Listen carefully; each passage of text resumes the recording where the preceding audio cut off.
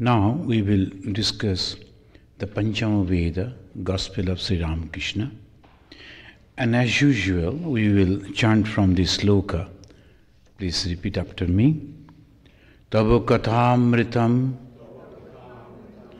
tapta jivanam kabibhiriritam kalmashapaham sravana mangalam Srimadaatatam bhuvi grinanti e bhurida janaha.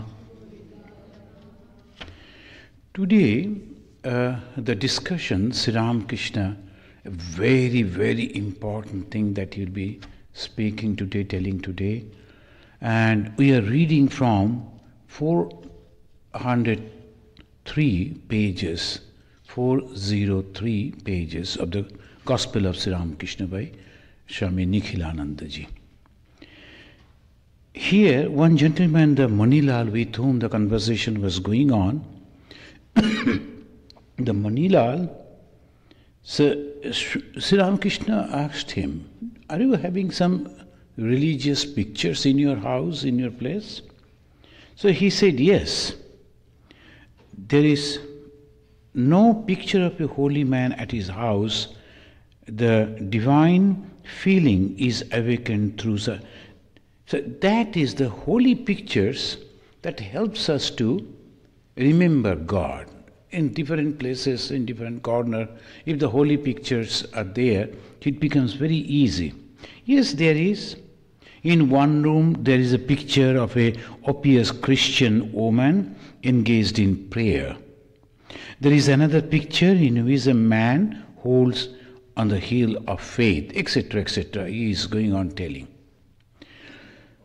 The master smiling when he is going on giving the expression, and he is telling, "That is very nice." Then Manilal again is telling, "I have other pictures too. One of the tree of faith, and another is sin and virtue." He is feeling happy to tell that he is having so many pictures. He was a rich man, so obviously different type of pictures he was keeping in his house. Master to Bhavanath. Bhavanath is a young boy, used to come to Sri Ramakrishna. "Those are good pictures. Go to his house and see them." He didn't say, see, sometimes when there's an interesting thing, immediately he used to say, "I will go. I will visit." This time he is asking Bhavanath, the young man, "You go." Then afterwards he is telling, see, Master remained silent a few minutes. Now and then he is telling, "Now and then I reflect on these ideas and find that I do not like them." So he is expressing the temperament, the present condition of mind. When a person is reaching the height of the spirituality, what should be the attitude? So Sri Ramakrishna is an example. He is giving the expression of his mind. I do not like them. In the beginning of spiritual life, a man should think about sin and how to get rid of it. There's a group of people are there. Nowadays, the people always invite others. At the Parliament of Religion, they'll be discussing about different faiths. So I went over there. The topic of discussion was sin. What you think about the sin? What is there in your scripture? So mostly Christians, they were talking, and from the different denominations. There was a Buddhist also. And the American lady, she was representing Hinduism. Maybe that she has read books. I went over there, I sat, I was listening to them. So this conception of sin, usually people in the beginning of their life, they are thinking about that way. But when through the grace of God, devotion and ecstatic love are awakened in his heart, then he altogether forgets virtue and sin. That is called spirituality. And from there, religion begins. That's why if you read the books of the Raja Maharaj, our Brahmananda ji, he says the religion begins after realization of God. Swami Vivekananda said, religion is realization. When you realize that God is there, or otherwise it's all just a beginning of the religion. So religion, when you go to the churches, go to the temples, go to the mosque, it is just like visiting the schools and listening to them, hearing them, noting down. So these things goes on. And slowly, slowly, when we are going on practicing about the religion, understanding religion, and then only we can feel, yes, we are religious. How we will feel? Love will come.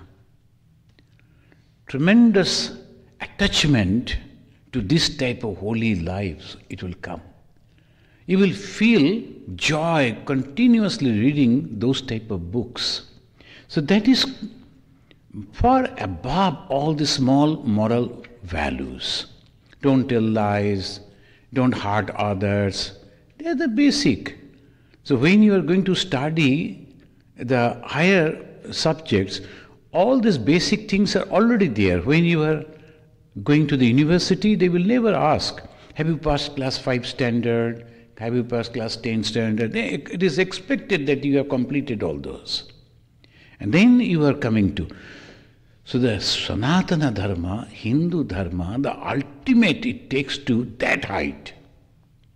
There only, he says, there is, I don't feel, when through the grace of God, devotion and ecstatic love are awakened.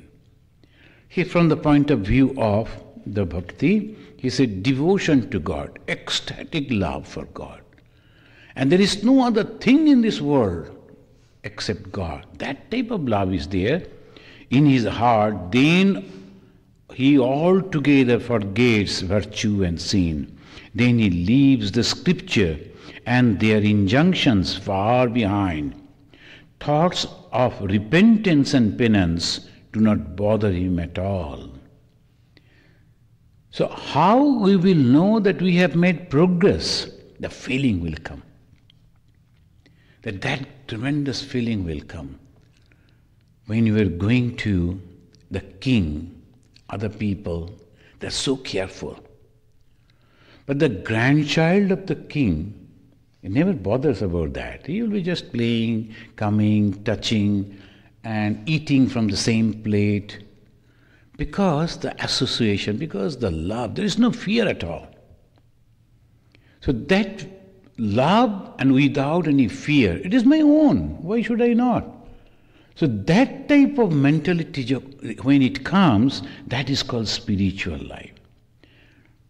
And Sri Ramakrishna, as usual, giving an example, then in the next paragraph he is telling, in the beginning of spiritual life, one goes by a roundabout way. Roundabout way means through following different type of rituals. Slowly, slowly you have to proceed. One has to suffer a great deal, but the path becomes very easy when ecstatic love is awakened in the heart. So beginning and the end, both he is describing from his own experience. So he showed it in his own life. He used to cry for God day and night, praying to God day and night, rubbing his face on the bank of Ganga. Those days, those who have read the biography of Sri Ramakrishna, they know people wonder how it is possible. So we do not know how Jesus practiced austerity. Because at 12 years in his life that is absent, and we expect that that time he was practicing austerity. Some say he came to India, visited India, learned the yogic process, Vedantic views, etc. Oh, so many other discussions are there. And some say he went inside the deep, some secluded place and there he practices spirituality, all that. Krishna, we don't know. Sri Ramachandra, we don't know. Chaitanya Mahaprabhu, to some extent we know, but most of the time we saw that he is in ecstatic mood. But Sri Ramakrishna, step by step, we saw how a human being is growing up. He was just an ordinary person as if, and then he slowly started loving everything that is God, that is divine, and he started worshipping his own deity, the family deity, Raghuveer, that Sri Ramachandra, and from there he is coming to Calcutta and accepting the job of a priest, and slowly he is proceeding. And finally we see the same Sri Ramakrishna. He was not talking with anyone. He was not eating from the others' food, and he was only cooking for himself. And then we find how in one disposition he comes. So whole gamut of spiritual life is displayed in the life of Sri Ramakrishna. The whole history of spiritual life, it is available in the life of Sri Ramakrishna. So this is the beauty. And he says, the path becomes very easy. How? When people can become like him. Then the only love, and no other things. Then Manilal, to master well. What is the rule for concentration? Where should one concentrate? The Manilal, he was listening, but he is asking, but very important question he asked. A very important topic he raised. That is, what is the rule for concentration? That means the process of concentration. Where should one concentrate? Now you see, Sri Ramakrishna is a devotee, as if outside, externally. But he is a great yogi. Depth of his knowledge about the yoga. When you understand that, you marvel how a person can be in such a depth. The heart is splendid place. One can meditate there or in the Sahasrara. Heart or in the Sahasrara. So where they should concentrate this. These are rules for meditation given in the scriptures. Patanjali Yoga Darshan that we have read over here. So there we have found that there are many places, but these are the two places, heart and on the top of the head. Sahasrara on the top of the head. Majority of the people, they will teach you, go and meditate over there. It becomes easy. But unless you start from the beginning and slowly proceed to that, without controlling your food, without making your lifestyle different, if you are practicing the yoga, dhyana, you are ruining yourself. There are so many examples in this country. Many of the people, they tried to practice in that way. They never knew what is going to happen to them. They have lost the brain. You know, the one young boy, sometimes I mention I like him so much. So I really feel for him. He lost his mental balance just by practicing that type. I told him, why you practiced? No, I will I was thinking that supernatural power, I can control the minds of others and these and that. And suppose you get that power, what you are going to do? So this, without knowing anything, just as a fashion and curiosity, they try, and then the whole life of that young boy who was in a good job, he lost everything. It is happening like that. So this is, we have to understand properly. Sri Ramakrishna is telling, there are rules for meditation. These are rules for meditation given in the scriptures.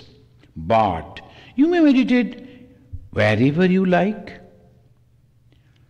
Every place is filled with Brahman consciousness. Now, he immediately jumps to that higher sense that is called Jnana Marga. Every place is filled with that. So why not? Anywhere you can meditate. Anywhere you can think about God. Is there any place where it does not exist? Narayana, in Bali's presence, covered with two steps the heavens and the earth and the interspaces. Is there then any place left uncovered by God? So we know that Bali and that Narayana God, the Vamana Avatara, he is referring to that story. He said God is everywhere, all places he covered.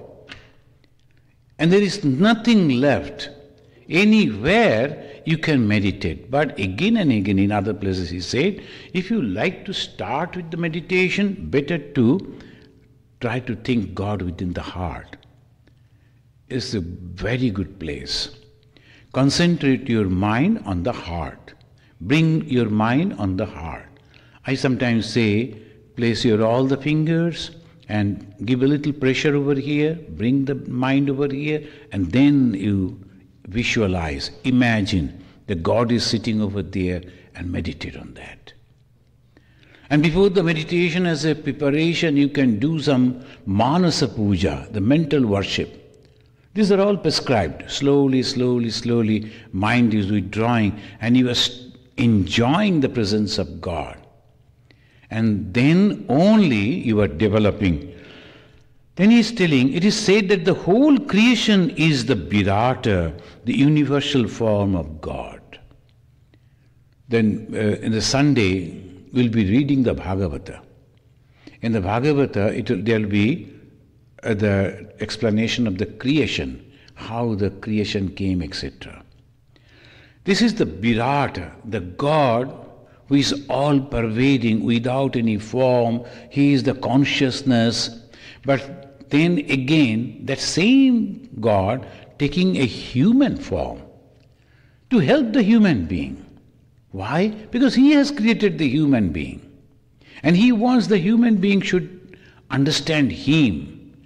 The highest manifestation of God is in human being. And when He says that the human being is behaving exactly as the animals, so He comes down and then takes the human form. Then He helps. So this is, the circle is going on. Sri Ramakrishna will tell about that, and in the Bhagavata we will see in details in the next week when we will discuss about that. Now he is telling two kinds of meditation. One on the formless God, another the God with form. One is formless God, another with form. This is the beauty of the Hinduism. They understood it very well. And that's why the God without form, as if he started thinking, I should be many, so he became many. Who became many? God himself. Because there was nothing was there extra other thing. So he became human being, he became animals, he became birds. Every manifestation is his. And it is all reflection. But maximum reflection is the human being. They say the sunlight is reflecting on the wall and also on the glasses. Similar way, same way. But in the glass, reflection is more, brightness is more. But on the wall, same sunlight, dull. People don't see that reflection. So this is the way all the beings are having the same reflection of God, but the human being much more. So he wants to develop the human being, giving them, he himself has given the capacity to discriminate the good and bad, and slowly, slowly this is developing. And when the people, human being, how to go back? Just by meditation, concentration. What is spiritual life? Going back to the source. How you can go back to the source? Through meditation. There is no other thing. The spiritual life is nothing but perfect meditation. And what is meditation? Concentration on your real nature. And how we can go do that? Then the Hindus offered 4 paths: jnana, karma, bhakti, yoga. Whatever appeals to you. If you want to withdraw the mind and concentrate day after day, 24 hours you like to practice as a yogi, well, you can do that. Or you can go through the path of devotion. You have tremendous emotion, so utilizing the emotion, you are proceeding to the same place. You have the sharp intellect, so you are going on discriminating. The one lady, she was telling, very sharp, and she was telling, and one of the Swamis, he was explaining, the meditation time, lose your mind, give your mind, just as the mother, they ask the children to go and play, but keep them where they are going and what they are doing, they watch. So that is going on. And slowly, slowly, she knows the time will come, I will go and tell, enough, let us go back. And that boy will go, he will be quiet. So similarly, you go, but first you sit, allow your thoughts to go out, let them play, and then slowly you go and say, enough, now come back.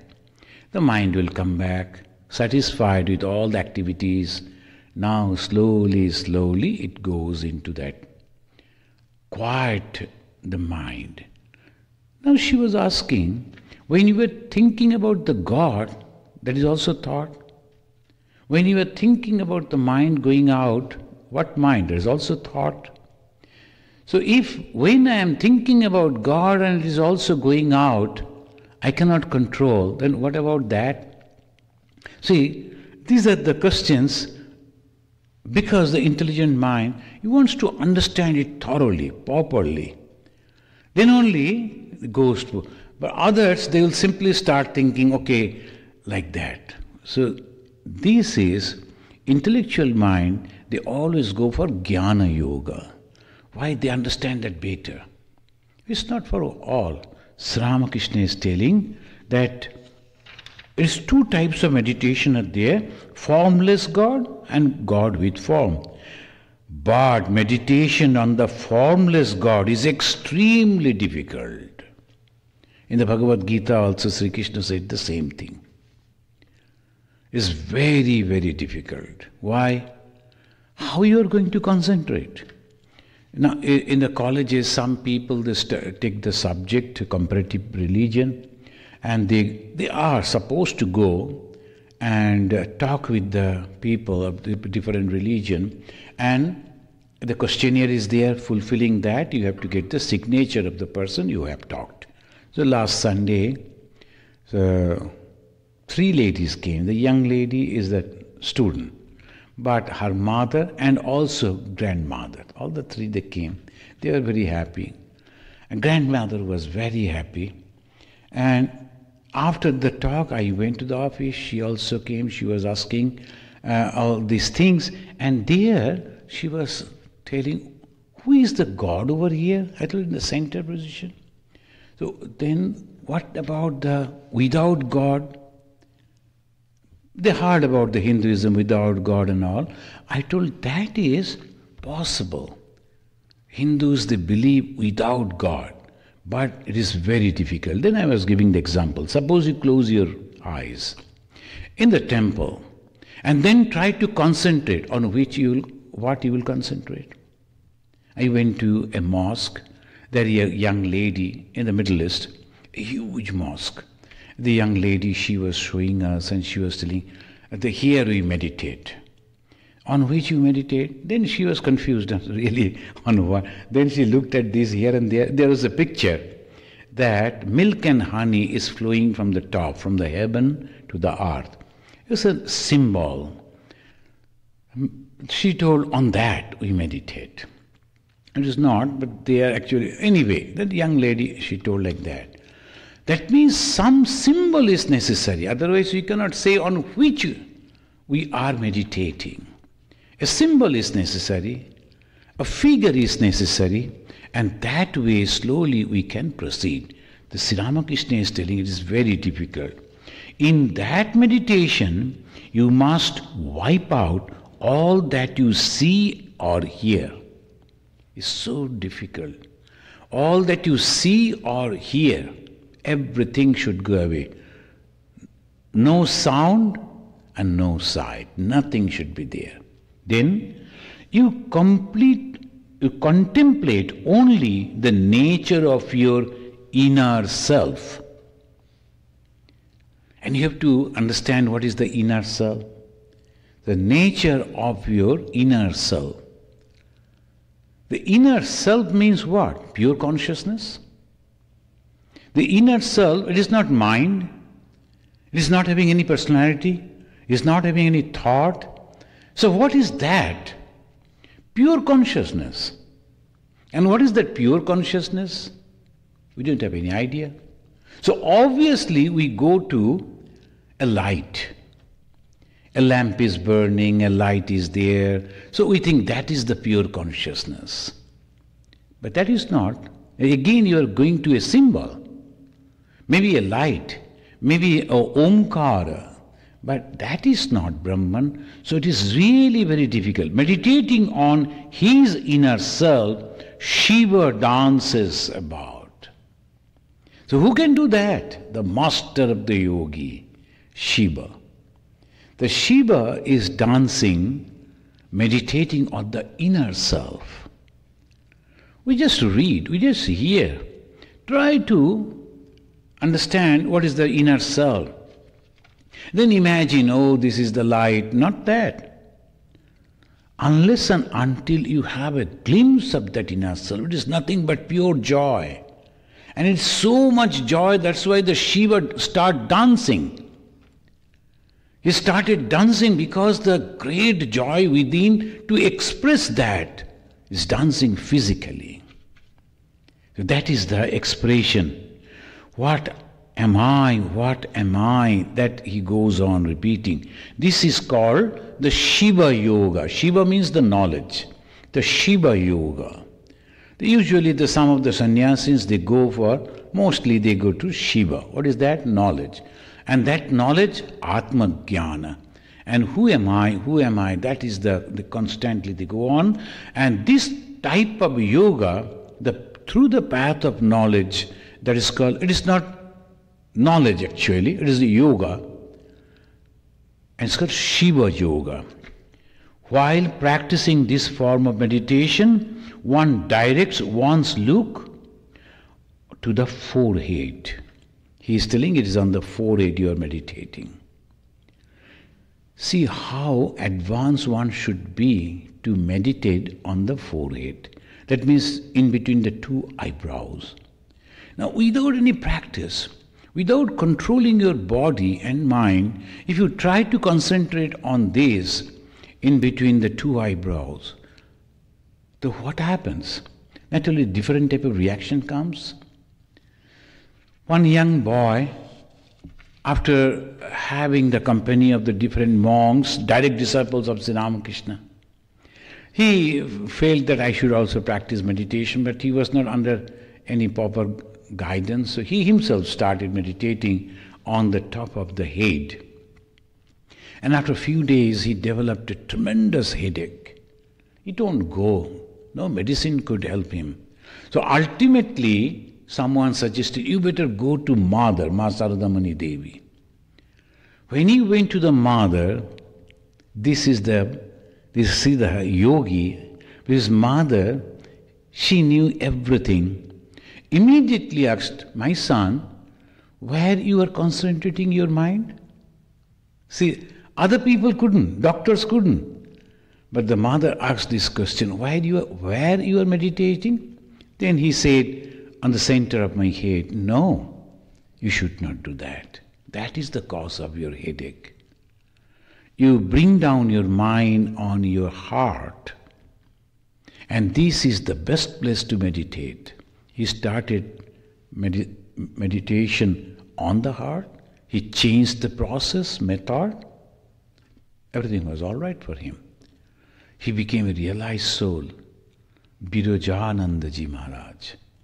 And he was the direct disciple of Swami Vivekananda. Afterwards, He became the president of the Ramakrishna Modern Mission. So that's a great soul, the Vivekananda ji. And there is a book written by Swami Abjujananda long back, and the direct disciples of Swami Vivekananda. If you read that book, that's in Bengali, originally he wrote, at the feet of Swami Vivekananda. English may be available. These great souls, their lives you will get, and you will know so many things happen in their life. So Sri Ramakrishna is telling Shiva Yoga. This is the Shiva Yoga, and they are practicing on the forehead. It is meditation, the nature of one's inner self after negating the world. Meditating on the self, one's own self, and negating the world. How? Neti, neti, Vedantic way, no iti, neti, not this, not this, not this, not this. Constantly they are going on telling the mind, no, I am not going to think about it. The mind is going inside, inside, inside, and going to that ultimate. The moment they reach over there, near to that place, how they feel that I am near to that my goal, joy. Great joy comes. And they don't like to come out of that. That is called Shiva Yoga. There is another form of meditation. Now he is giving another. So this is a unique chapter. These few pages are really very good. Those who want to know about the meditation, see another way. Known as the Vishnu Yoga, Shiva Yoga, then the Vishnu Yoga. The eyes are fixed on the tip of the nose. They look on the tip of the nose and they meditate. You'll find many of the people they are meditating, they become as if the squint eye like that. They're constantly pointing to this. They fix the eye on the top of the nose. And this way, they're always the tip of the nose, that where they are meditating, half the look is directed inward and the other half outward. The first one, the Shiva Yoga, there's no outer look, only in. There is no sound, there is no form, all neti, neti, not this, not this. But here, half mind is going out and looking at the world and saying, these all are nothing but my God, manifestation of my God. The flower that we see, created by God. Fruits, created by God. The sky, the river, and everything in this nature, they go on appreciating it. It's a creation of my love, beloved. So that way, the half mind goes inside and meditating on that God. This is how one meditates on God with form, the Vishnu form. This way, Sri Ramakrishna going on explaining. Now he is explaining the sacred word Om. In only a small paragraph, he spoke on the Om as so important. And the true knowledge of Brahman and the state of mind after the attainment of Brahma Jnana. Master Mahasaya, he is giving this commentary. Here, the Sri Ramakrishna explaining about the Brahma Jnana and how concentrating on the Omkara. Master, the sound Om is Brahman. It's very clear. How he said that? The sound Om is Brahman. Sri Ramakrishna himself said, no one can explain about Brahman. And here he is telling the sound Om is Brahman. How it is? It's a symbol, he will say. Om is not the Brahman. Om is the symbol through which you can reach to the Brahman. So he said Brahman. The rishis and the sages practiced austerity to realize that sound Brahman, Shabda Brahma.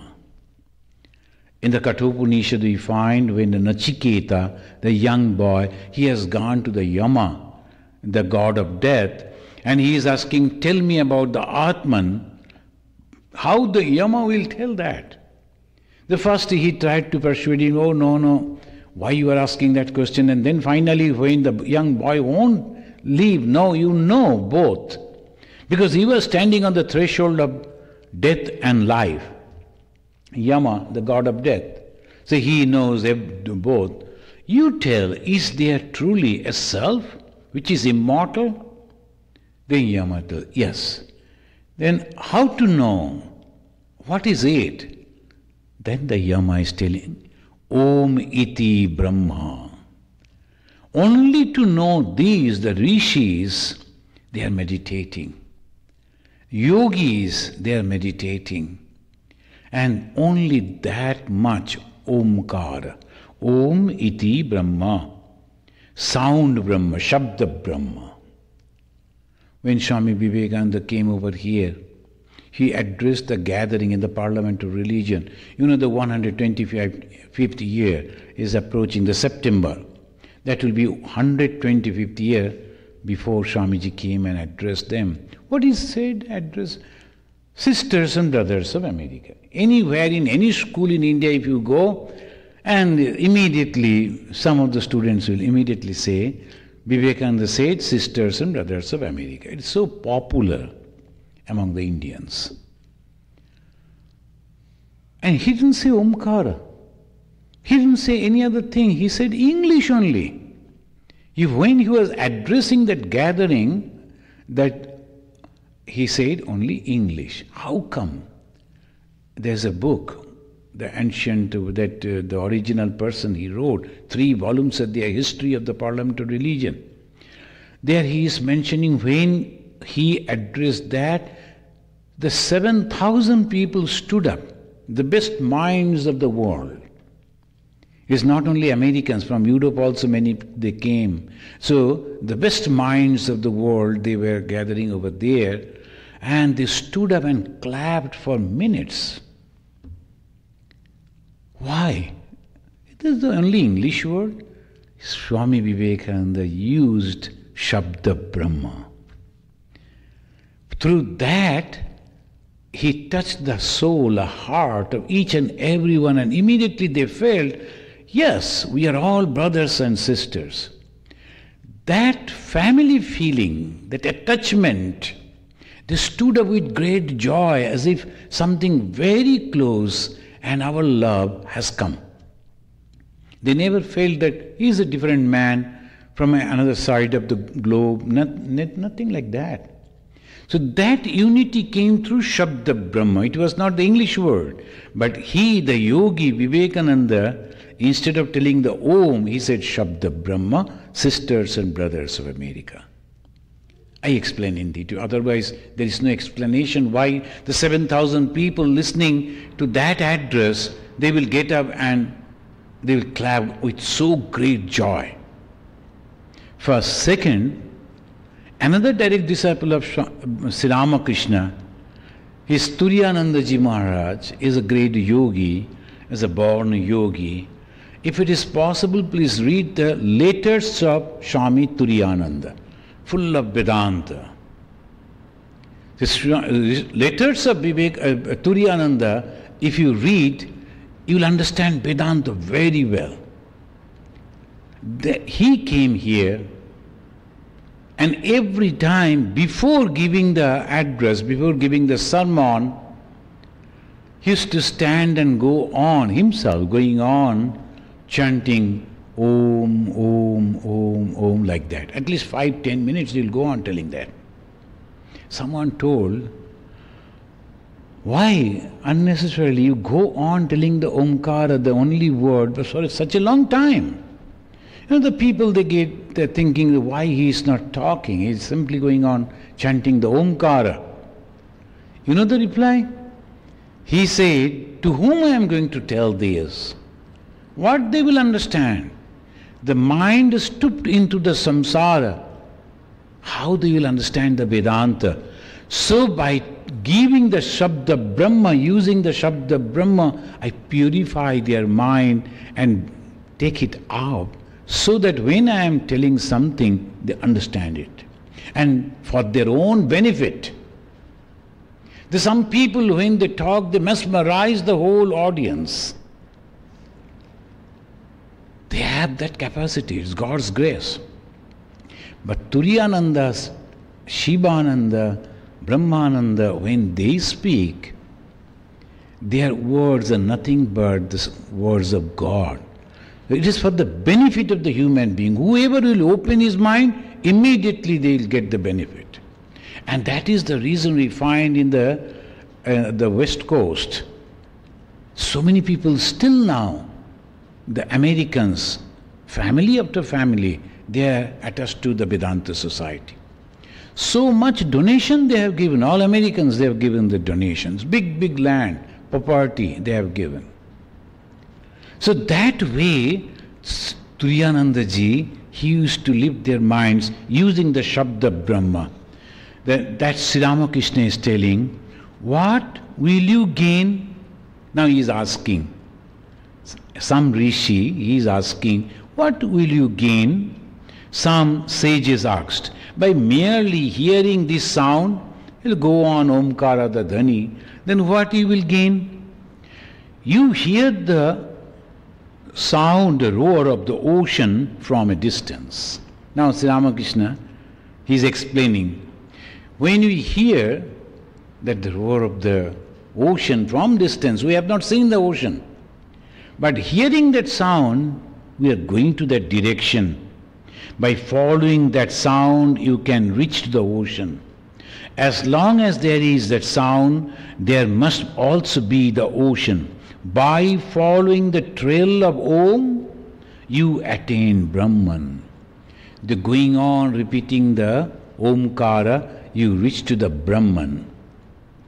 And similarly, the mantra diksha that we give, the mantra diksha is nothing but symbol. Just by following, repeating, without your understanding, you do not know how the things are happening. If someone sincerely going on repeating, that also will be discussed in the Bhagavata. It's a book of love and book of devotion. And this type of things they have discussed so clearly. If you go on repeating the name of God, obviously you are going to get the purity. Surely, because that is the power of the name of God, you will gain that purity. Bhagavan Sri Ramakrishna, in one place he is telling, there are three different type of devotees. The Rajaguni, they feel like we will sacrifice a goat and offer the meat to the God, then we will do this, we will do that. And that all Tamaguni people. And they will do in such a way, so all other people will appreciate, oh, he has done so much. You know how much money I have spent? $10,000 I have spent on that. They go on telling about the money. And what about the spiritual benefit? That God will know, but I have done this. He is very happy to tell that. And people, they feel, oh, great, you see, they have spent so much and so much and so much. That is Tamaguni. Rajaguni people, they like to offer food to God in a different way. They will cook, they will offer, and they will ask people, look at this, I have offered the God 62 items, 75 items, etc., etc. But Sattvaguni devotee, for the Sattvaguni devotee, taking the name of God is puja. He won't do anything else. Only going on repeating the name of God. And he feels that the name of God everywhere, in every limb of his body. Everywhere that is going on vibrating. So that vibration, that is protecting that devotee constantly on the top and below, front side, back side, right, left, everywhere. That is in the Chandi they are telling, protect me from every side. So he's going on repeating. And when he is repeating slowly, with the name comes the Nami. Nami. Nami means the person attached with that name. And that is God. And God means so many good qualities. And those qualities are manifesting into that devotee. So he transforms. The Sri Ramakrishna is telling through Omkara, Those in the path of jnana, they slowly go to the Brahman. Word is symbol, now he is telling. He said, sound Om is Brahman. Sound Om is Brahman. In the same paragraph, he is coming and telling, word is the symbol. It is a symbol. That Brahman has been described by the Vedas as the ultimate goal. You have to reach to that goal. Why? Because that is the Brahman. How they can say, go to Brahman? And what is Brahman? They cannot say.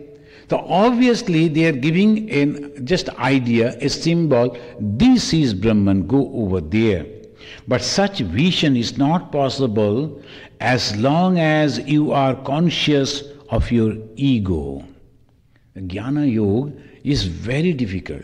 Majority of the people, they're very... So one lady, she wrote to me, I am going to learn this, the Jnana Margi path, the path of the Jnana from so-and-so Swami. No one should drop in between. No one is going to drop. Only you pay 125 and then you can go. So ours, the retreat, she is very eager. What she is going to do? To follow the path of Jnana. How she is going to do? With great ego. The result, I am not going to, I don't know what will happen. But here they say that unless and until you are completely free from your ego, very humble, you won't be able to do that. One young boy, at the age of 6, he went to Guru Griha, according to the tradition. In those days, at the time of the Veda. And after spending 16 years over there, he came back. And he was roaming around. The father was watching him. He felt that whomever he is talking, he is quoting from the scripture and trying to prove that he is a learned man now. His father was also a teacher. He is teaching that Vedanta. And he observed his son, and when he came, he asked, my son, have you learned that after death, where the soul goes? Then he said, no, my teacher didn't tell that, teach that. Maybe my teacher was not knowing that. See, this is egoistic. The teacher understood that he is not in that level to understand, so he didn't teach that. But this boy immediately blamed the teacher. Teacher perhaps never knew. So I like to go to another teacher to understand it. So curiosity grew in him. The father told, you better go to that teacher. Again he went, and slowly, and the father also taught. And when he learned that, he became humble. That's why in Sanskrit they say, Vidya dadati binayam. The Binay means the humbleness. The then President of India, Dr. Abdul Kalam. So he was to visit the Belur Math temple. So obviously it was open for him. All our great senior Swamis, they were waiting for the President to come. As the President, the first citizen of the land, naturally they were waiting with all respect and all.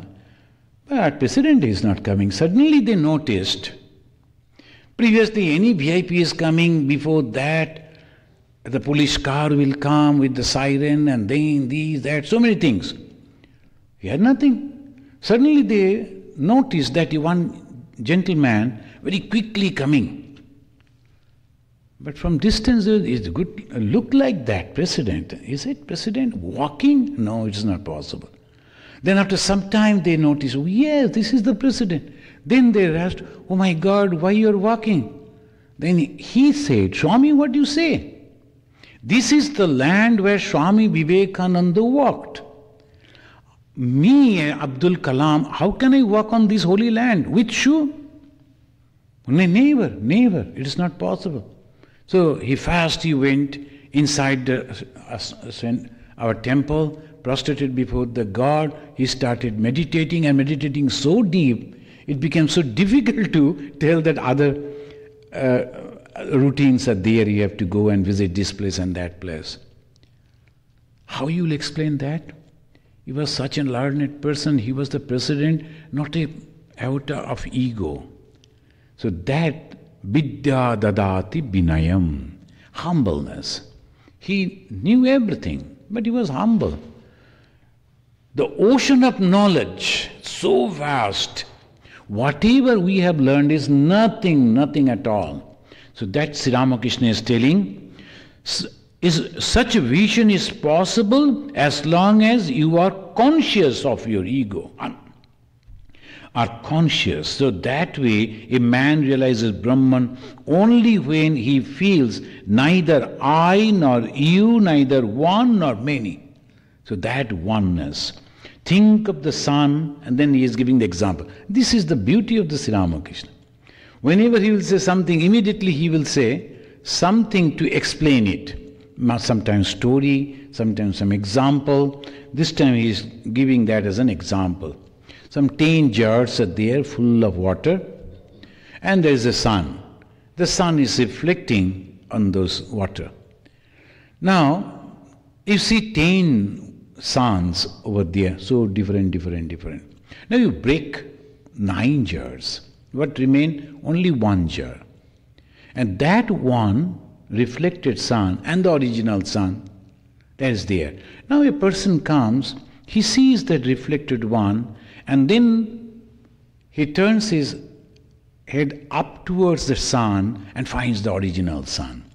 Giving this example, he said, that Jivatma, when he sees, I am also like the sun, that purity, that knowledge, that everything that the sun is having, I am also having. The reflection of the original consciousness. What is a jiva? The Vedanta it teaches reflection of the consciousness on ego, that is jiva. And what is Ishvara? Reflection of the consciousness on Maya, that is Ishvara. So what is the difference between Ishvara and the jiva? Both the same, reflection of the consciousness. One on a big Maya, that's called Maya, on the Maya, that is reflected on that. And another is small one, same Maya, same, it's called ego, reflected on that. So Jiva and Ishvara, they're same. Remove the ego, you see the Ishvara, you see the God, your own self. So Sri Ramakrishna is teaching like that. The masters describe his own state of mind. He was indeed a big Jnani. Then he explained about the big Jnani. Jnani means he is having that knowledge. And when he is having the knowledge, he wants to prove it all the time. So that people can understand that he has learned about it. And when he has learned, anywhere he goes, he wants to prove like that. It's called Jnani. He has understood it, but ego is there. The big Jnani, he becomes God. So there is nothing for him to prove. He never says like that.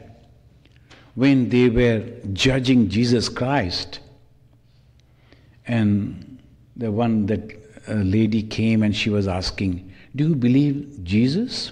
I told, oh, go and see. We are worshipping him every day. This picture is here.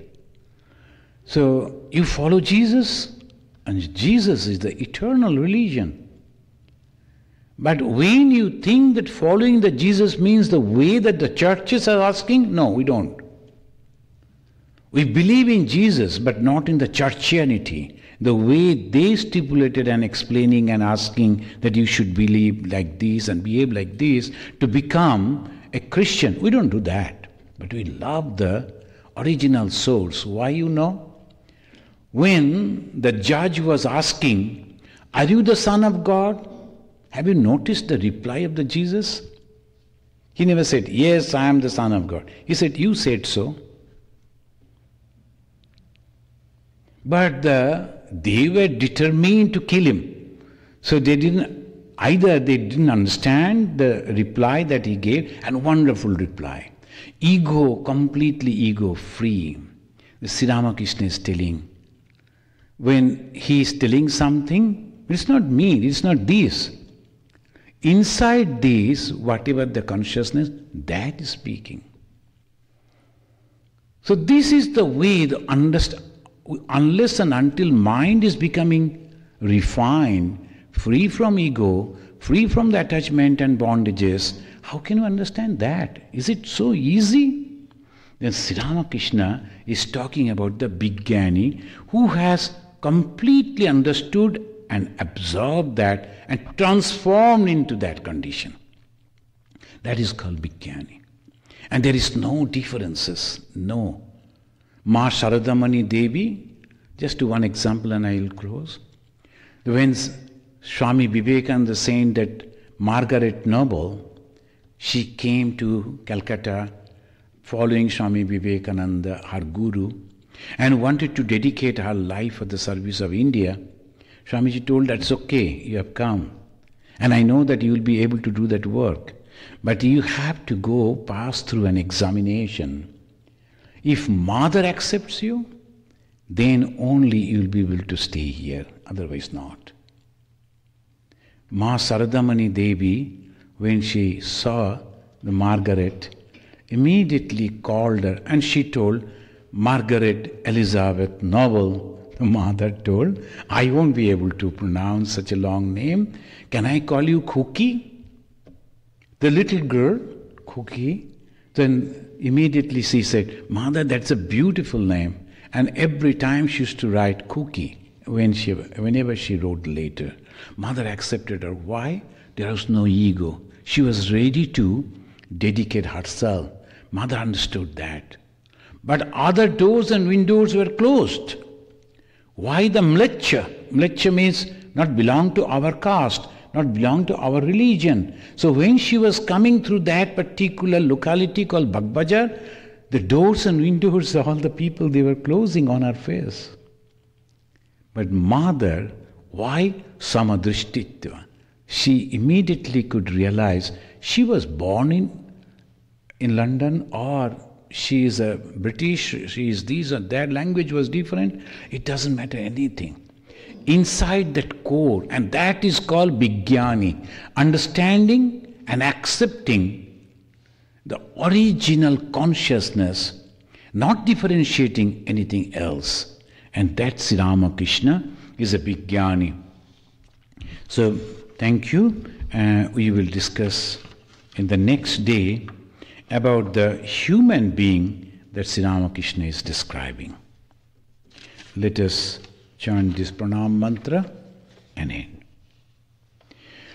Niranjanam nityam anantarupam bhaktanukampa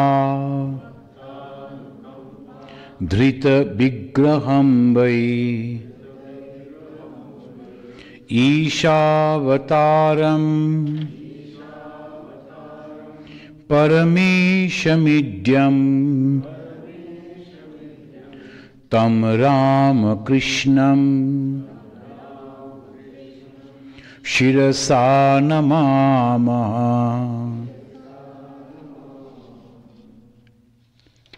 Om Shanti Shanti Shanti. Harihi Om Tat Sat. Sri Ramakrishna Arpanamastu.